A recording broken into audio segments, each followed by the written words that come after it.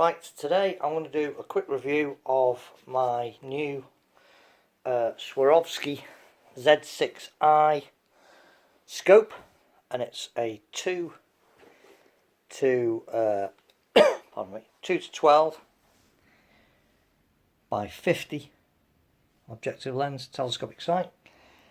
The I denotes that it's the illuminated reticule model, and this particular one has got the 4A 300i reticle. Now then, as you can see, I've got it mounted on my stayer.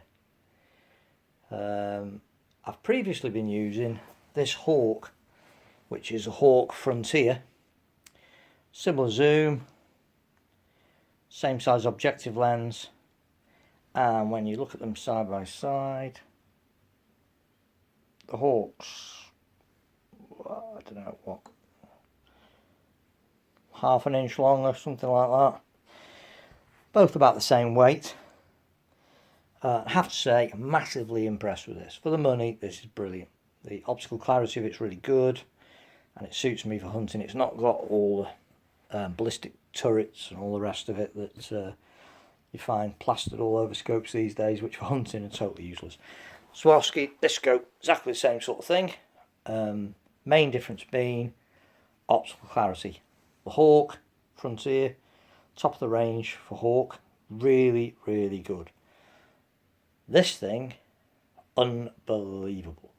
Now, I know it's 3 times the price, which is a bit of a shocker, but you are getting superb optics with this thing. I mean, the optical clarity on this, it's impossible to show. You have to look through one. If you're ever at a gun fair, a game fair, or one of the air gun shows, or whatever, a trade fair, or even in your local gun shop if they sell them, have a look through them. You'll be astonished.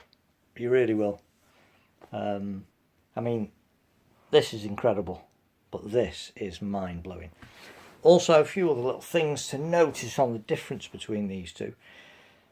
On the Hawk, which is a good scope, you know, it's a top-end scope. It's not a cheap and cheerful by any means. It's a cracking scope, but you'll see that the welds, the joins, if you like, are quite clearly defined.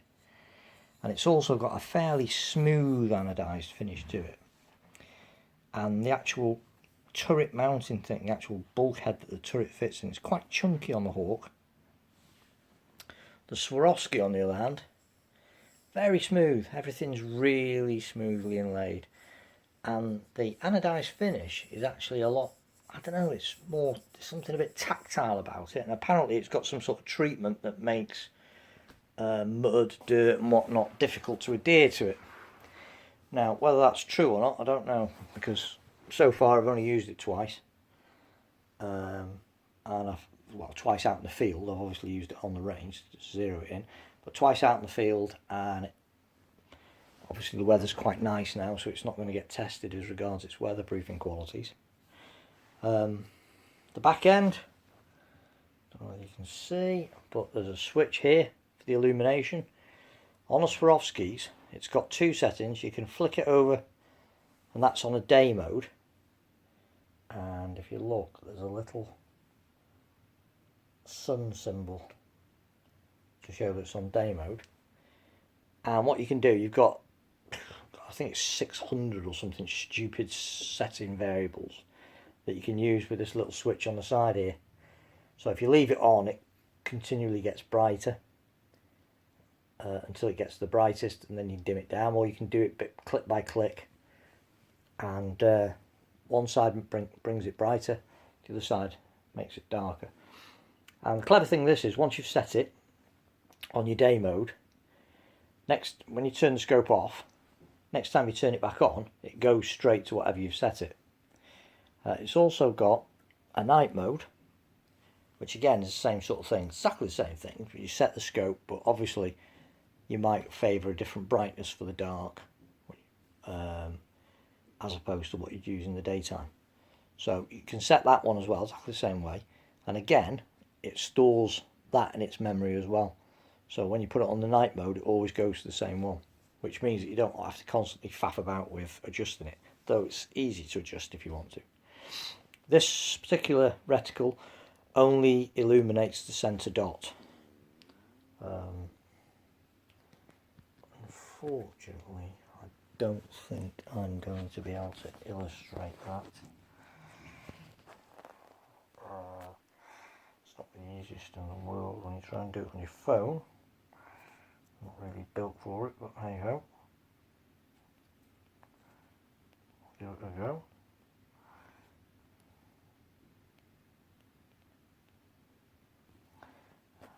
No, you're not going to be able to see it.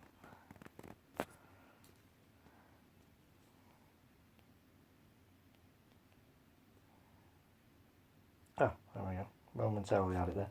Anyway, it only illuminates the centre dot, and it's tiny. It's a tiny, tiny, tiny dot. Don't be worried about, as I initially was, about blocking out the target on a rabbit or something, because it doesn't. It's so small. It's easy to use, and it's really, really good, and it makes getting that target acquisition when you're out hunting really quick. As I said, it's not got the ballistic turrets, just standard adjustment. This one's got parallax adjusters fixed to 100 yards. Now that might sound a bit strange. Why would you want that on an air rifle when you haven't got the ability to fiddle with it or adjust it?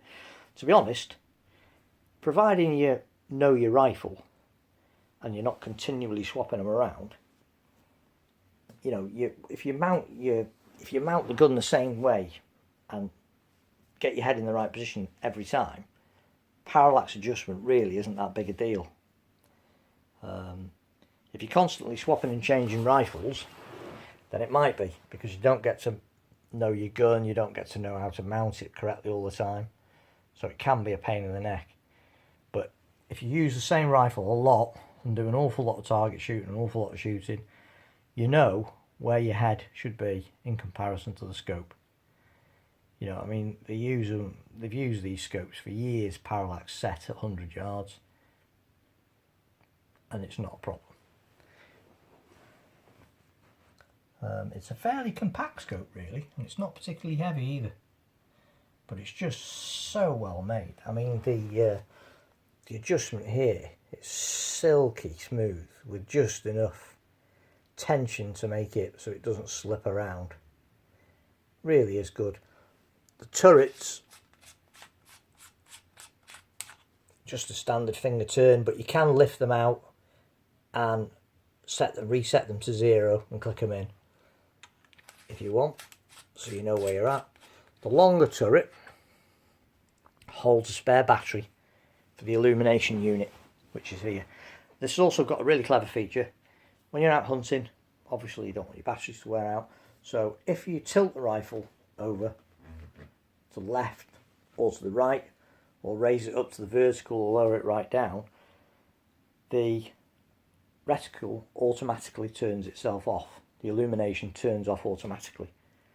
So it's not, you know, you can't leave it. If you put it in your gun bag and you've left it turned on, you lay your gun flat in the car, or you've got it stood upright in your gun cabinet, the reticle won't come on, so it won't be wearing away your battery. So you won't come to go out shooting next time, discover you've left it on and have a flat battery. Though it's not such a big problem, even if you did, because there's a spare one in the cap.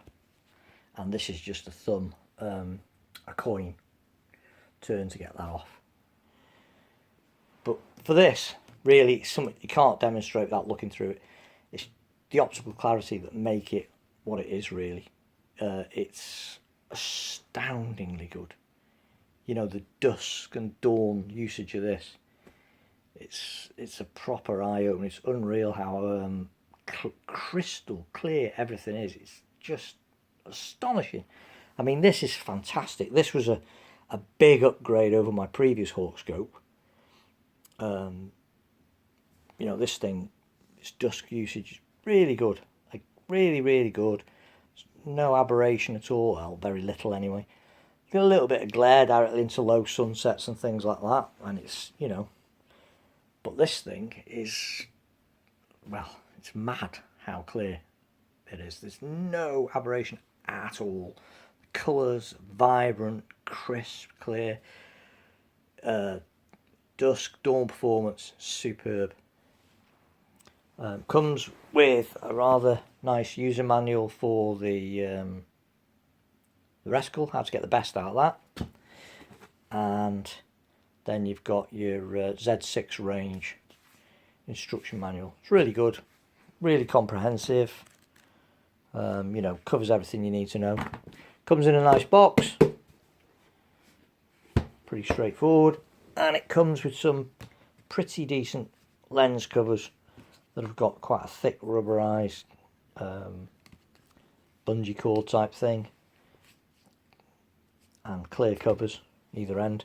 They're actually quite good, these clear covers as well, fair dues. You know, if you're out in the pouring rain and you needed to slop on an emergency, they're not like the cheapo ones that are bloody awful and cut your transmission down and make it almost impossible to see out of. They're actually quite good. You could feasibly use those if it was chucking it down. Just slob them on and away you go. The other thing, the lenses are coated with a special coating that Swarovski use that makes them easier to clean. So dirt and rainwater runs off them and it just makes the lenses easier to clean. They're multi-coated. They've got an anti-reflective coating and an anti-scratch coating on them.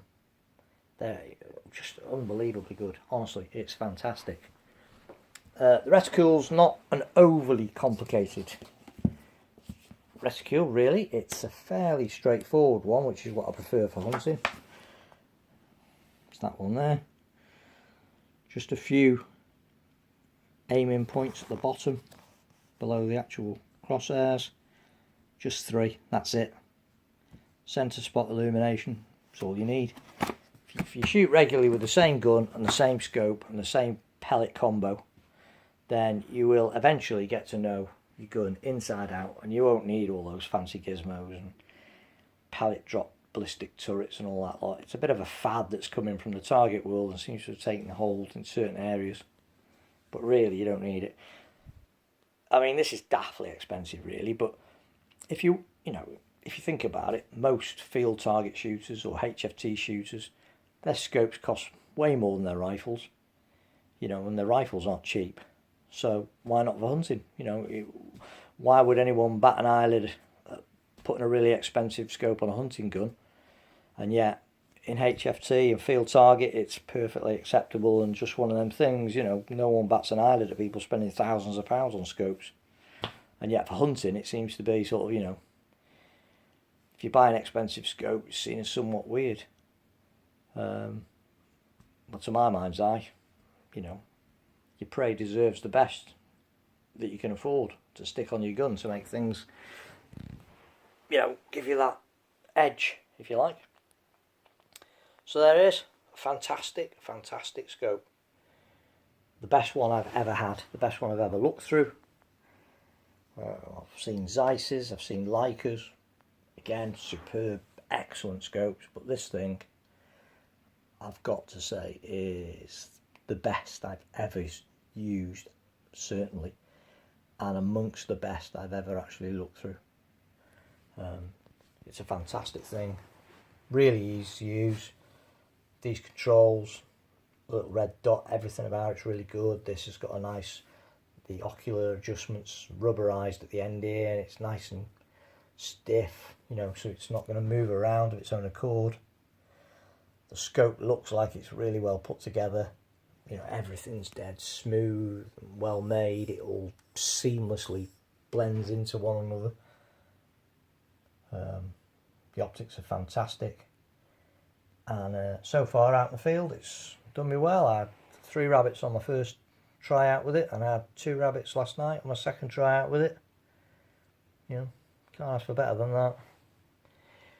Don't forget to keep an eye out for my other reviews of hunting gear, rifles, scopes, binoculars and whatnot. And thanks for watching.